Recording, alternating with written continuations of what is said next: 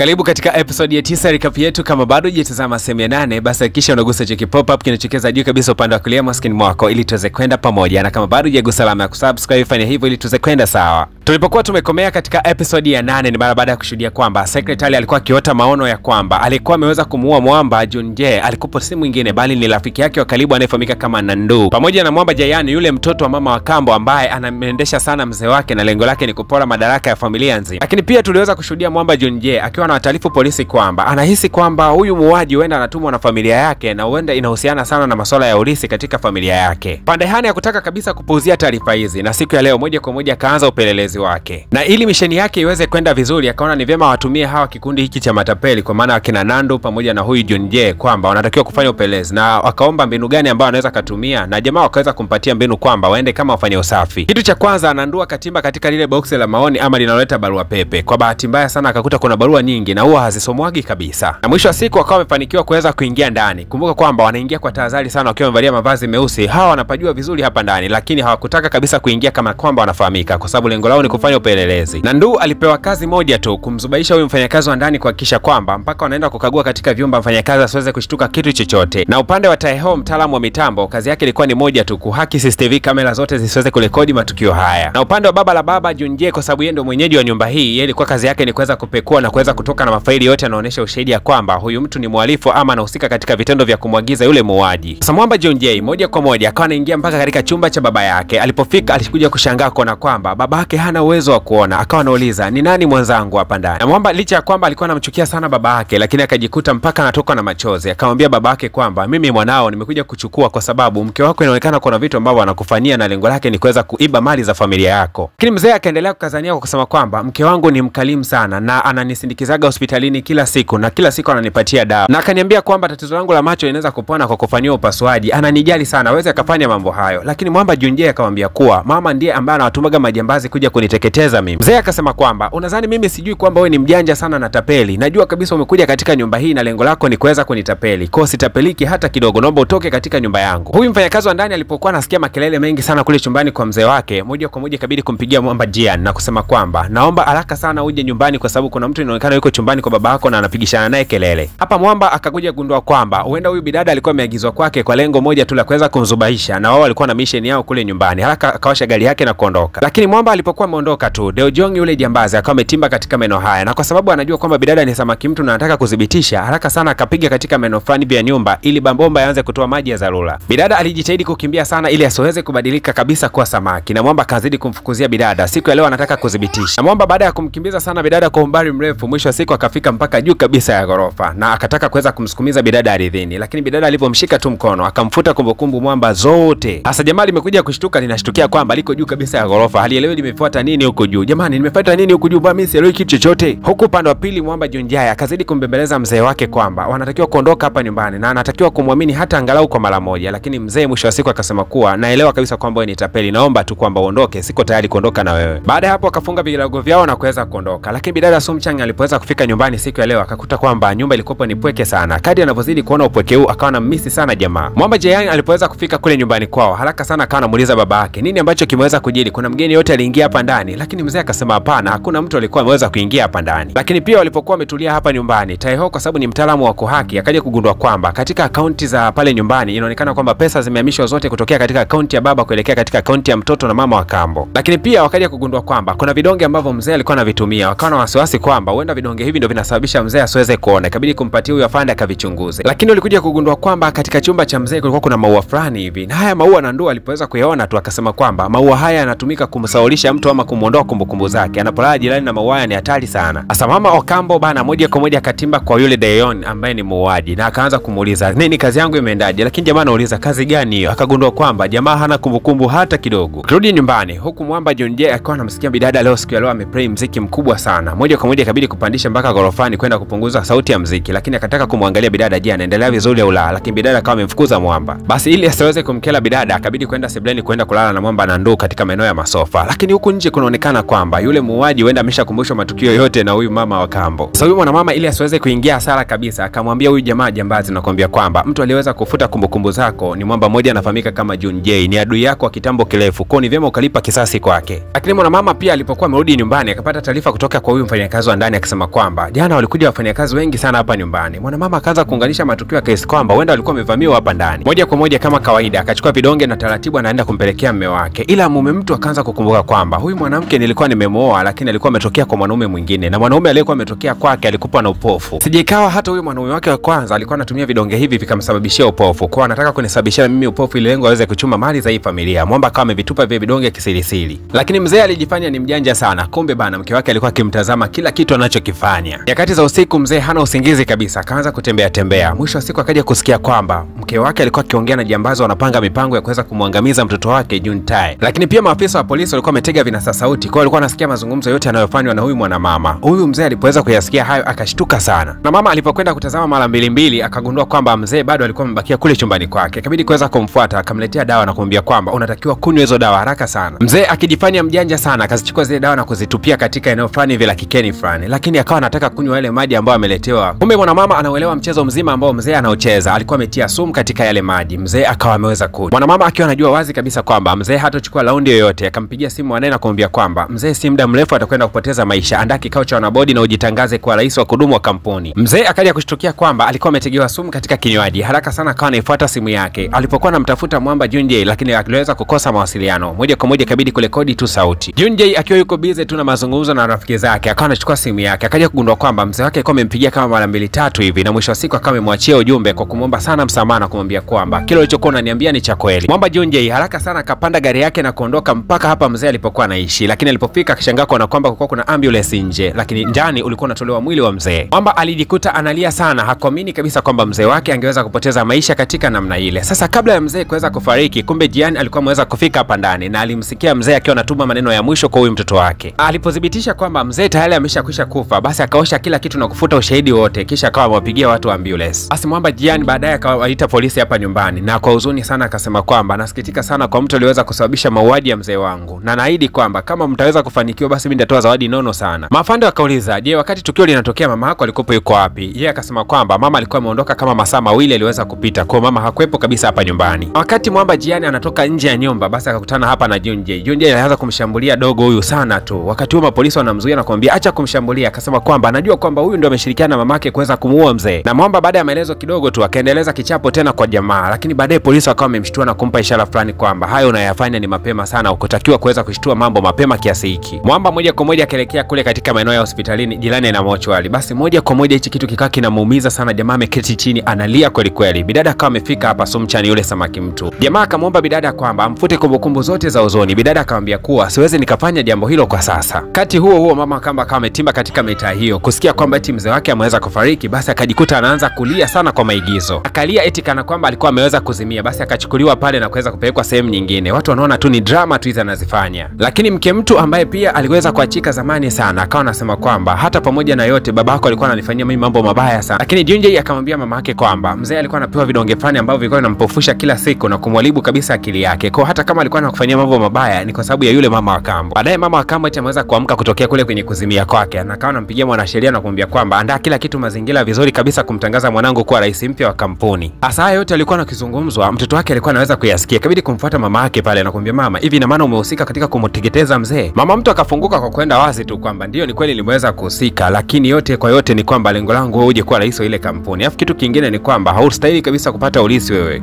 Mwamba akisikia kila wakati anashangaa kwa kwamba mamake ni mkatili kinoma noma. Mwisho wa siku akawa anatoka pale katika maeneo ya hospitalini. Hapa bana mtu wa kwanza kukutana naye alikuwa ni mwamba mmoja hivi anafahamika kama Nando. Haraka sana akamfuata na kumwambia kwamba nitakuwa na bonge nono sana na pesa la kuweza kukabidhi kama utaweza kunisaidia kazi moja tu. Kumbuka kwamba Nando ana tamaa sana na anapenda sana pesa kupita kawaida. Akawa anamuuliza Mwamba, ni kazi gani ambayo unataka niifanye ambapo utanilipa pesa kubwa sana? Basi Mwamba Jayani moja kwa moja akawa amefungua kwa kusema kwamba anataka ukamuue June J kwa sababu huyu jamaa ana siri moja kubwa sana katika familia yangu. Nando akipiga kwenye mzani kiasi cha pesa alichokuwa ameahidiwa na swala la kuweza kumuua huyu jamaa, anaona kana kwamba mbona utafikia kiasi cha pesa ni kikubwa zaidi kuliko hata maisha ya huyu jamaa. Mwisho wa siku akawa amekubali kwenda kumteketeza rafiki yake wa karibu kabisa, ndugu aliyekuwa amedumu naye katika nyakati zote za shida na raha. Na kama ilivyokuwa mwanzoni kabisa miaka 300 iliyoweza kupita nyuma, secretary aliweza kuota pale hospitalini kwamba waliokuwa wameweza kufanikisha zoezi la kuweza kumuua mwamba walikuwaga ni wawili, Nandu pamoja na mwamba Jayan. Hawa ndio waliweza kutekeleza mauaji ya yule mwamba Hyundai alipokuwa katika kipindi kile cha miaka 300 iliweza kupita nyuma. Na siku ya leo tena jambo linakwenda kujirudia kwa mara ya pili, kwa sababu hawa ndio wanapanga tena kwenda kumuua. Bali ni moja tu, je, utabiri wa profesa utakwenda kutimia kwamba hawa wawili wakiendelea kuwa pamoja, basi mmoja atakapokufa na mwingine atakwenda kufa pia? Na je, wataweza kufanikiwa kumuua mwamba kwa mara ya pili tena na unabii uweze kutimia? Tukutane katika episode ya 10 na ya mwisho kabisa likapu yetu nzuri sana. Kumbuka kwamba mimi naitwa DJ Pona, hii ni PVP Media Max. Kama kawaida, kila tunapofikisha like 100 basi episode ya mbele inakwenda kutoka.